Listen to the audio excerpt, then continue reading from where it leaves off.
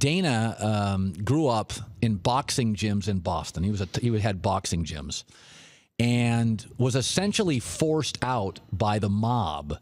Dana is joining us. He is. I call you a commissioner. You're a maverick. You have now created the wildly profitable and successful UFC. I want you to go back and tell our audience this story. We know about Whitey Bulger. There's a new movie out called Black Mass with, I think, Johnny Depp is the lead guy. Right. So you had gyms. You had boxing gyms in Boston. I had one. Yeah. We ran my partner and I, Peter, we ran a Get Kids Off the Street program back there. And we used to teach, boxing classes. However we could make money, we made money.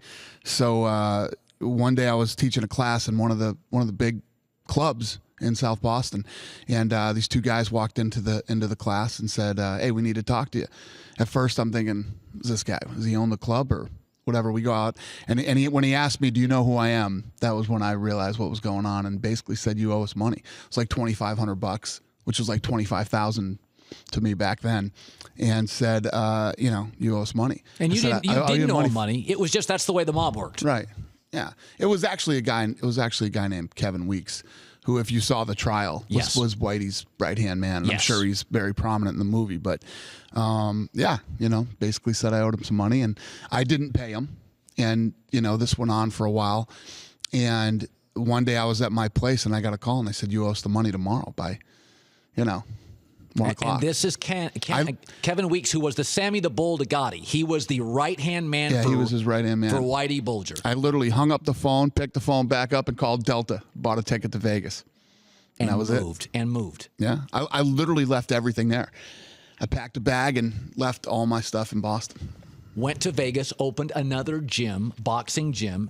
Right. The MMA, the UFC, whatever it was called, did not exist. Then it did. No, the UFC existed, but the UFC was, infancy. Yeah, those guys were in trouble, and I was involved in boxing, and I started to one night Frank Fertitta, one of my friends, and Lorenzo Fertitta, we were out and we met these UFC guys, and Frank said, "I've always wanted to learn ground fighting. I've always wanted to learn jiu-jitsu."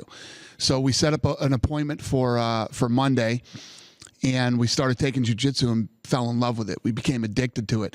We started training 3 or 4 days a week. And then through that, the guy, John Lewis, who we were training with, knew lots of fighters. So we started to meet some of these guys, and we were blown away by these UFC guys. Really intelligent guys, super athletic, and it was fascinating.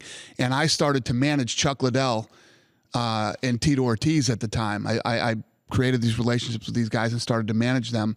And through that, I found out that the UFC was in trouble and they were going out of business. And Lorenzo Fertitta and I had always said we were going to do something together in the fight game, but we always thought it would be boxing. And when I found out that the UFC was in trouble, I called those guys. They were actually in Miami at the time. And I said, "Guys, I think the UFC is going out of business. I think we could buy it." A month later, we bought the UFC for $2 million. Now think about that. That is unbelievable. You can't buy a house near the water. You can't buy a teardown. You bought a sport for $2 million.